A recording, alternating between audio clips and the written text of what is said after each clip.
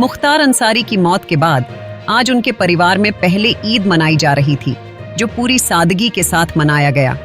इस दौरान सिर्फ जनपद ही नहीं, बिहार प्रांत सहित अन्य जनपद के लोग भी मुख्तार अंसारी के परिवार से मिलने के लिए आए थे, जिसको लेकर भारी भीड़ लगी हुई थी।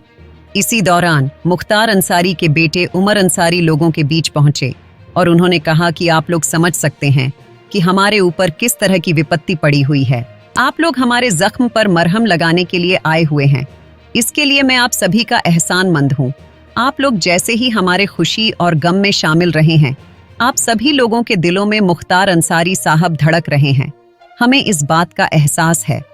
इस दौरान यहाँ पहुंचे युवाओं में उमर अंसारी के साथ फोटो खिंचवाने की होड़ मची रही। जुल्म को लेकर कहा कि अब्बास भैया यहाँ से 20 किलोमीटर दूर गाजीपुर जेल में है। मेरे वालिद मरहूम मुझसे हमेशा कहते थे, कई जगह उन्होंने अपने बयान इंटरव्यू में भी कहा, वक़ई जुल्म तशावत इज़्ज़त और ज़िल्लत का मालिक सिवाय अल्लाह की कोई नहीं। अल्लाह ने उन्हें इज़्ज़त से नवाजा। मेरी ये उम्मीद है और मैं ये दुआ करता हूँ कि अल्लाह उन्हें जन्नत के बागों में सैर कराए, अल्लाह उन्हें बहिश्तों में दाखिल करे, अल्लाह उन्हें जन्नतुल फिरदौस में मुक़ीम बनाए। आप तमाम हज़रात जो यहाँ चलकर मेरे ज़ख्म पे मरहम लगाने के लिए आए हैं, मैं तहे दिल से आप सबका एहसानमंद और शुक्रगुज़ार हूँ। और मैं आपको यकीन दिलाना चाहता हूँ कि जिस तरह आप मेरे खुशी में और गम में हमेशा मेरे शरीक हैं।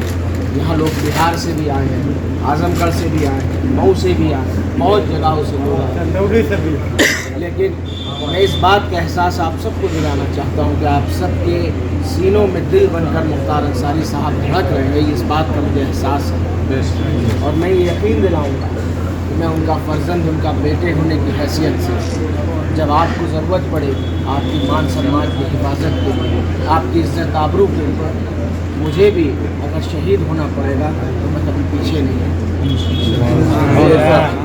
हाज़रीन, वक्त तो बहुत बड़ा है, लेकिन आपने अज़ल से देखा होगा कि मैंने आंसू नहीं बहाए। मैंने मजबूती से और समझदारी से, दोनों चीज़ों से इस चीज़ को लेकर के आगे बढ़ा और मैं अल्लाह की रज़ा पर राज़ी हूँ। मौत बरहक है और मौत का वक्त, मौत का दिन, मौत की जगह सब कुछ मुहैया है। इसलिए हमें गम तो है, लेकिन हम उसका अफसोस रो कर नहीं मनाएंगे। जब भी हमें उनकी याद आए या जब भी हमें उनके एहसास हो, हम उनके लिए दुआए मग़फ़िरत करें इंशाअल्लाह। जिसे फातिहा पढ़ना है वो फातिहा पढ़े, जैसे सूरह इखलास पढ़ना है वो पढ़े, कलमा पढ़ना है वो पढ़े, दुरूद पाक पढ़े, कुछ भी पढ़ कर उनको हम बख्शते रहेंगे, यही उनके लिए बेहतर है।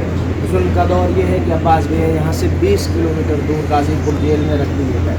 माननीय सर्वोच्च न्यायालय सुप्रीम कोर्ट का ऑर्डर कि उनको 2 दिन अपने घर, अपने परिजनों, अपने हर बार लोगों के रिश्तेदारों के साथ रहने दिया था, लेकिन हुकूमत ने उस ऑर्डर को अपनी तरह से पढ़ और उस चीज़ को ट्विस्ट किया, जिसकी वजह से वो आज हमारे बीच यहाँ नहीं।